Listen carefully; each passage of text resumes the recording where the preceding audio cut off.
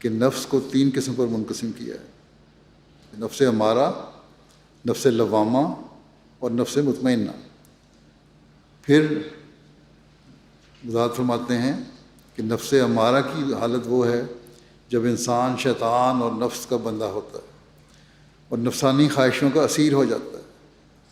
جو حکم نفس کرتا ہے اس کی تعمیل کے واسطے اس طرح تیار ہوتا ہے جیسے غلام دست بستہ اپنے مالک کے حکم کی تعمیل کے لیے مستعد ہوتا ہے۔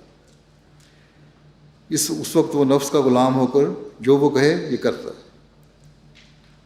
کوئی برا کام، کوئی بدی ہو جو نفس کہے یہ غلاموں کی طرح کر دیتا ہے۔ یہ نفس امارہ کی حالت ہے، یہ انتہائی بری حالت ہے۔ آپ نے فرمایا تقویٰ کی ابتدائی حالت یہ ہے کہ اس سے اپنے آپ کو مکمل پاک کرو۔ تقویٰ کی ابتدائی حالت یہ ہے کہ نفس امارہ سے اپنے آپ کو پاک کرو۔ تم کھانا کھانے کے لیے بھی اپنے برتنوں کو صاف کر کے اس میں کھانا ڈالتے ہو، بس اپنے دل کے برتنوں کو بھی اپنے ایمان کی مضبوطی کے لیے صاف کرو۔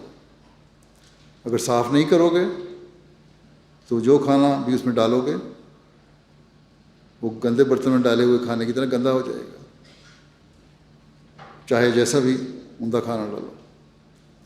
بس اس حالت پر ہر ایک کو غور کرنا چاہیے کہ کس حد تک ہم نے اس برتن کو صاف کیا ہے۔ جب صاف کر لیا تو دل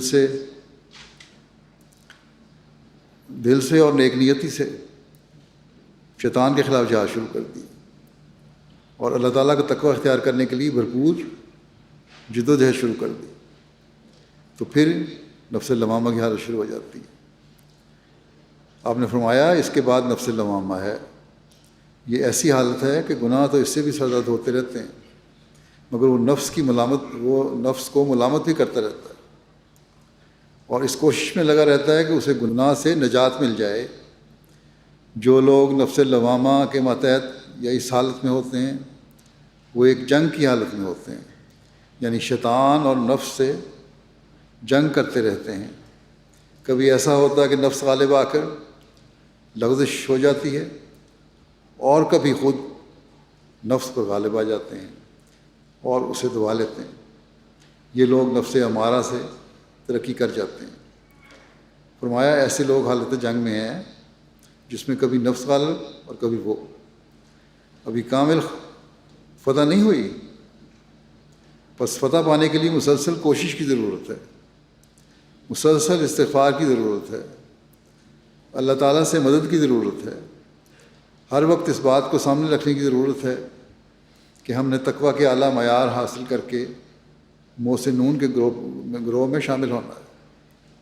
اور جب اس طرح اللہ تعالیٰ سے مدد مانگتے ہوئے انسان مسلسل کوشش کرتا ہے تو پھر نفس مطمئنہ کی حالت میں بھی اللہ تعالیٰ اپنے فضل سے اسے داخل کر دیتا ہے، جس کے بارے میں حضرت مسیح علیہ السلام فرماتے ہیں تیسری حالت جو نفس مطمئنہ کی حالت ہے یہ وہ حالت ہے جب ساری لڑائیوں کا خاتمہ ہو جاتا ہے اور کامل فتح ہو جاتی ہے۔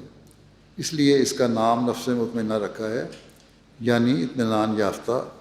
اس کی وضاحت اس طرح فرمائی کہ انسان کے ہر ایک قوا پر اس کا قابو ہو جاتا ہے اور طبی طور پر اس سے نیکی کے کام سرزد ہوتے ہیں۔